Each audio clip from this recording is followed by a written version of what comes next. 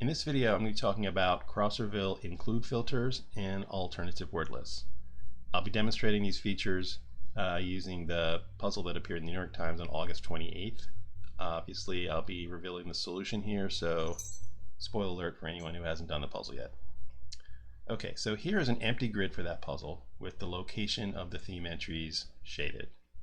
So this is one of those puzzles with lots of short theme entries.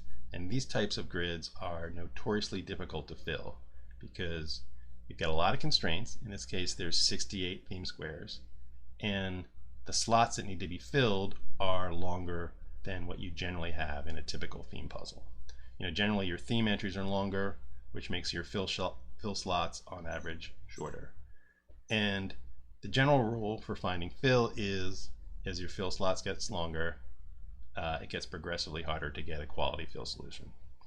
So that's what makes this grid tough to fill. However, at least in this case, there is flexibility in terms of where exactly the short theme entries can be placed. And leveraging this flexibility can really help in finding good fill. Whenever you can reduce a puzzle constraint in any way, it always makes things easier. And include filters or alternative word lists provide an efficient way to accomplish this. So how does this work? Here is a text file with my theme entries that need to be placed in the shaded slots. And like I said, I don't care how they're arranged. What I want is for the app to perform a search that considers all the possible placement permutations of these entries and then present me with fill options. And to make that happen, I'll be setting up include filters for each of the shaded slots. So to do that, I go to the Fill tab. I'm at 1 across, and I'm going to say add slot filter. I'm going to make it an include list filter. And then I just want to add these 8 5-letter words into this list. So I'm going to add death, 9th, orals, steak, storm, drain, thigh, and other. So I want this include filter for these other 7 5-letter slots. And I could just type them in 7 more times, but there's an easier way. If I go to the grid menu, I can select copy slot filter or use the keyboard shortcut Control-Shift-C and go to 9 across and select paste slot filter or Control-Shift-V. And I want to do that for the remaining slots. So Control-Shift-V for 17 across, Control-Shift-V for 19 across, Control-Shift-V for 61 across, and the last 2. And I want to do the same thing for the 6-letter slots. So I'm going to go here to 32 across and say add an include list slot filter. And I'm going to add atoned and rascal. And I'm going to copy that and Control-Shift-V, paste it. And lastly, for my 7-letter slots, I'm going to add Klingon and my least favorite entry of the bunch, shovers. And I will paste that over here. So set up all my include filters. So now if I do an autofill find fill operation, it's going to find fill and make sure that my theme entries are the only ones that can show up in these shaded slots. Right. Also, like for example, if I do a slot option search in 1 across, it's going to find all 8 of these options are valid, meaning there's complete flexibility on their placement or positioning. Okay, so that's include filters.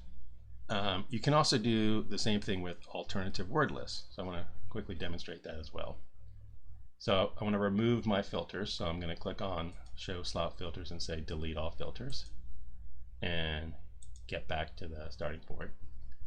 So an alternative word list is essentially a word list, dictionary, whatever, that you can associate with 1 or more slots.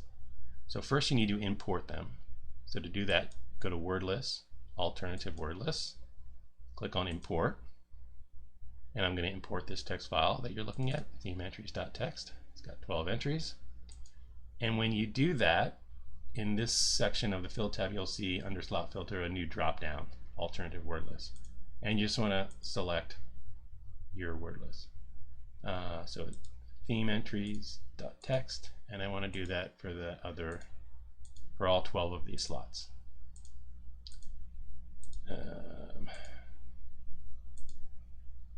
I wish I had a way to speed up this video, but I don't know that technology. But I do want to finish this to get set up for the next step. 65 across, 69 across, theme entries, and the last one. Okay, we've got all of our alternative word list slot filter set up, and now same thing, if I do an autofill operation, it'll populate those shaded slots with my theme entries. And you don't need a separate alternative word list for the 5, 6, and 7 letter words. It'll, the app obviously can figure out which ones would go where. Okay, so that's the alternative word list approach. It's functionally equivalent to include filters, but in constructions where you may have more than just 12 options that you want to try in a slot, alternative word lists are most likely a more efficient way to achieve this type of filter. So that's the main thing that I wanted to demonstrate in this video, but I also thought I'd talk a little bit about how to use Crosserville in general to find fill. Now, there's 3 different ways to search for fill in Crosserville. You can use the autofill feature, which I wouldn't recommend in general, but it's a good option in certain situations, and I'll try to show that in a second. There also is the classic method that's generally called guided fill, where you search for and try options slot by slot. And with this method, there's going to be a lot of 1 step forward, 2 step back kind of thing. And lastly, you can use slot filters to, instead of trying options 1 at a time, you can go slot by slot and prune out the undesirable options until you're left with a small, manageable set of high quality solutions to choose from. And with this approach, you can systematically work your way through the grid without having to backstep. So let me demonstrate these methods. Well, actually, before I do that, the first thing that I always do when I start constructing is to add a global filter. So I exclusively use the Crosserville default word list when I construct, and that word list has a somewhat odd scoring convention where the cutoff for usability is a score of 10. I know that most word lists, the cutoff for usability is a score of 50, but basically because this word list predates me knowing that, I ended up going somewhat arbitrarily with a score of 10. So to add a global filter, you click on Add Global Filter. So I'm going to add minimum score of 10. So the first method I talked about was autofill. And with autofill, basically you just click on Find Fill. Now if you're really lazy, you can just take the first option, accept it, move on to cluing. That's probably not a good idea. You're definitely going to have suboptimal fill in that case. But what you can do is click on Find Fill, and you can use these buttons over here to exclude the worst entries, try to get something a little bit more acceptable. So if I look around this grid, I actually see that most of these words are actually not too bad. But I see here, for example, at 35 across, it's got Tarit. I wouldn't want to include that in a puzzle. So I'm going to go over here, and there's 3 different ways to exclude. I'm just going to click on Exclude from Fill, which just excludes it from the current fill operation. And the app is going to find another option, the next option, that doesn't have that word. That didn't have to change much. The squares that it changed, it highlighted here in green. And now at 35 across, I've got semele, which is another word I wouldn't particularly want to include. So I'm going to exclude that as well. And then so now I have serene, which is fine. But I notice here at 51 across, it's got Theban, which I guess is a resin of Thebes. I'm not sure I'm pronouncing that right. So I'm going to exclude this. And then I notice that now at 35 across, I've got a variant spelling of Goddess Athena, which I would not want to include. And that sort of demonstrates the downfalls of autofill, right? It's like a game of whack-a-mole. You get rid of a bad entry in one place, you end up with, a bad entry in one or other one or more slots in the grid. So next, let me turn to guided fill. Oh, actually, before I do that, I said I was going to demonstrate when it's useful. So if you're like, for example, let's say we get down to the final corner. So let's say that we're in this situation where I've filled everything except this last little corner. Well, in this case, autofill might be a good option to go through. So you can go up here and click on Find Fill, and I can say Count Solutions. And I see I only have 35 left. And with 35 solutions, it's actually feasible to, iterate through them and prune out the ones you don't like and come down to one you do. So that's sort of the one time where I would recommend using autofill. So now let me turn to guided fill. Let me back out of this stuff. So with guided fill, you're looking for solutions slot by slot. So it begins with a slot option search. Generally, it's best to start with the longer slots, and there's two reasons for that.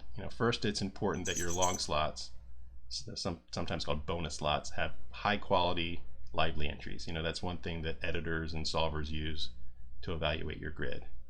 And it's also more efficient to start with these slots as they generally have fewer options to go through.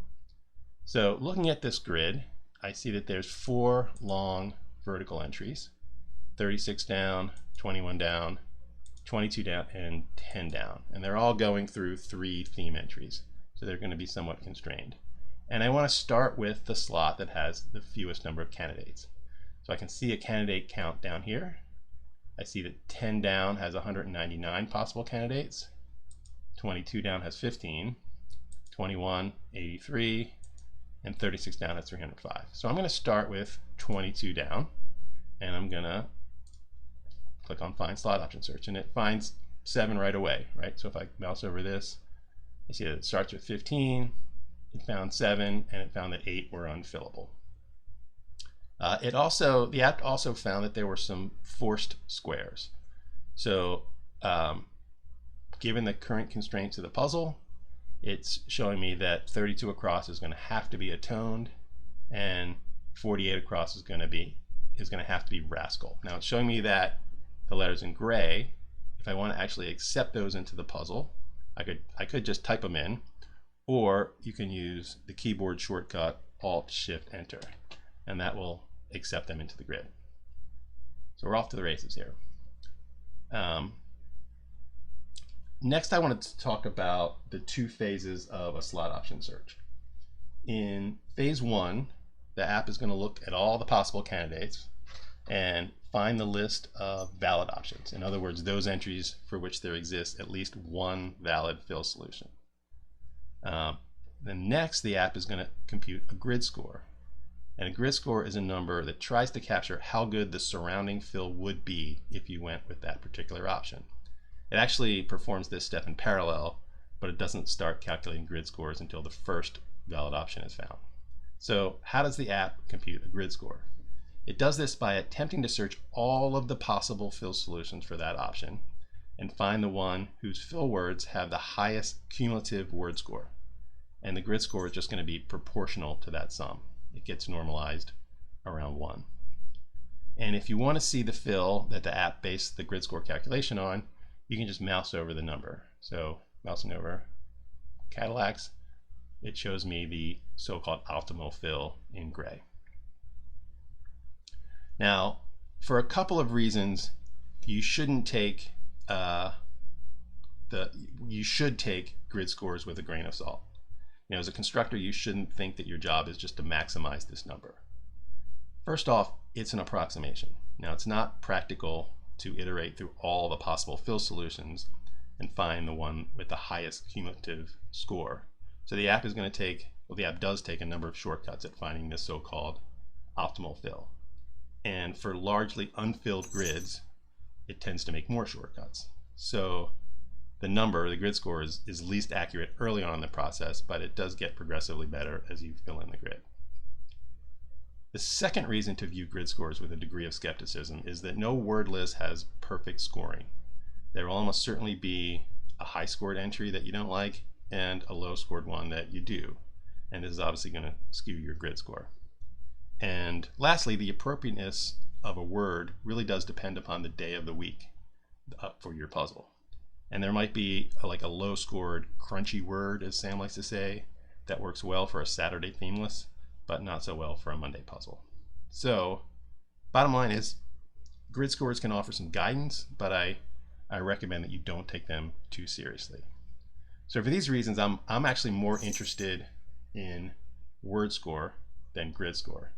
Now by default, the options in this slot option table are sorted by grid score. But if I want to sort them by word score, I can just click on the grid score heading, and that'll toggle the display, the sort order between sort by word score and sort by grid score. And if you're like me and you really just prefer to always see them sorted by word score, you can go to the default settings and change the default slot option sort to by word score. Okay, so for guided fill, like I said, you just look at options one at a time. So I'm going to look at these options here and pick one. So I'm going to pick model cars, which is not a bad entry, and it's shown here, highlighted or shown in bold here, so I know that it would be a debut if it appeared in the New York Times. I'm going to double click on this and add it to the grid. Now I see I've got some forced squares, Klingon for 41 across. So I'm going to say Alt Shift Enter and accept that into the grid. And then I'm just going to look at the downstream consequences of this choice model cars and see if I'm happy with them. So I'm going to go to 10 down and do a slot option search. It finds 4 entries. Still searching. It found 4 entries total, and so I'm just going to try one of these. So Hurricane looks pretty good, my favorite of this list, and I see that now I have a whole bunch of forced squares, and I just go through them and see if I'm okay with them. Now I kind of immediately see here at 50 across, it's got toi, French pronoun. I personally try to avoid foreign words in crossword puzzles unless they're really common. So at least for me, that would knock out Hurricane in model cars. So I'm going to Control Z and get rid of Hurricane and try the next one, Rhine wine. And make sure that I have something satisfactory in 50 across, and sure enough I do. And so that's basically, how guided fill works. It's just a lot of trying options, backing out, trying other options, backing out. And it's not that uncommon to get pretty far along in the fill process only to reach a slot where no satisfactory options can be found, which may force you to backtrack, and sometimes you have to go almost all the way back to the beginning. So this approach definitely requires patience to find good fill, but you'll definitely end up with a cleaner grid than you'd get with autofill. Okay, so let me talk about the last method in my list, which is slot filters. So again, with slot filters, you're not going to do one, but you're going to actually set up a slot filter where you're going to have a whole set of options that you're okay with in a particular slot. So back to 22 down, I look at my list of 7 options, and really the only one here that I don't like would be medullary. So I'm going to set up an exclude filter, and I'm going to add medullary. Now it's still showing medullary in this list, but it says results may be stale, and if you just do a find slot option search, it's going to give you your 6 valid options. So next I'm going to move on to, again, 10 down and do a slot option search here. Now this search is going to take a little bit longer because it's considering more possibilities, but at some point it'll finish here, and I'm going to want to set up a slot filter for here as well. So well, it kind of depends, but in this case I'm going to again set up an exclude list. So I have 45 options here, and I'm just going to, if I was doing this for real, I'd go through all of these and I'd find, like for example, reheating I don't like. I'm going to add reheating to my exclude list. I'm going to add rehealing. If I was doing this for real, I'd probably add a few more. But the trick to setting up slot filters is to know just how picky you need to be when selecting your possible entries.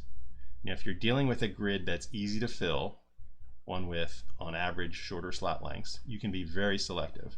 You can remove all but your top choices.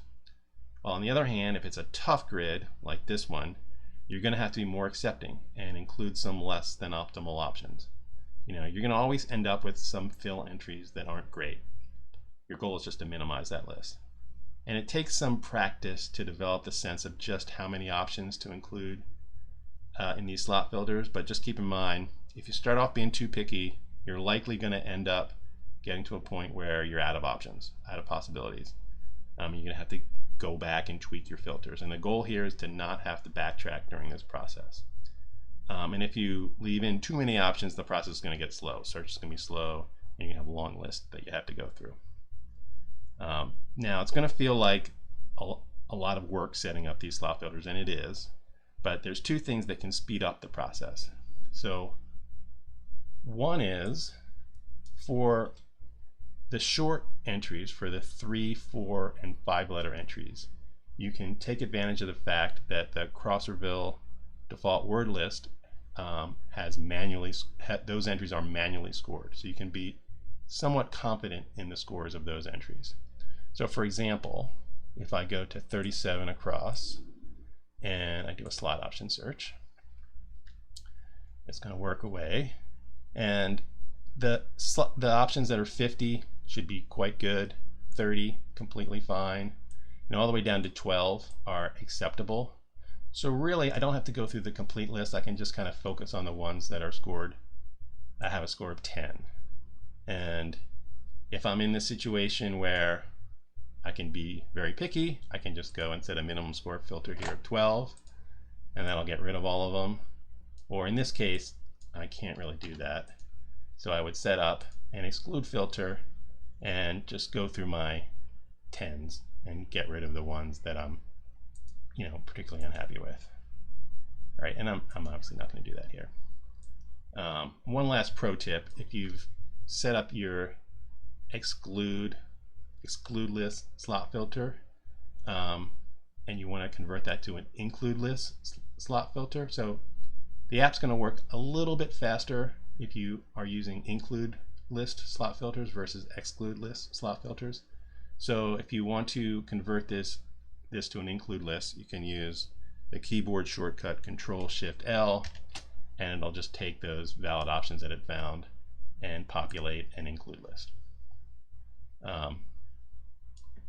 And I would then go and choose the next slot.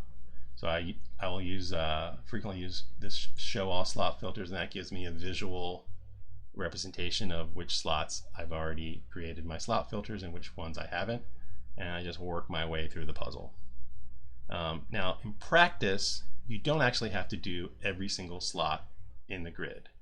What I generally do is I'll do a large section of the grid, and then I'll kind of shift over to the guided fill approach, right? But the key point is, when I do guided fill in that region where I've set up my slot filters, I'm never going to have to backtrack because I've essentially pre-approved all of the options that exist for those slots. So then I'm doing guided fill in a much smaller region, so the grid score is going to be more accurate. I can rely on that to help me make selections, and there's only so much you have to back out because you're dealing with a smaller region. So that's generally how I do fill in Crosserville, and that's it for my discussion for finding fill in Crosserville. I hope that some of you found this useful, and I guess that's it for the video. If you have any questions or comments or suggestions in particular, feel free to email me at support@crosserville.com. I'd love to hear from you, and thank you for listening.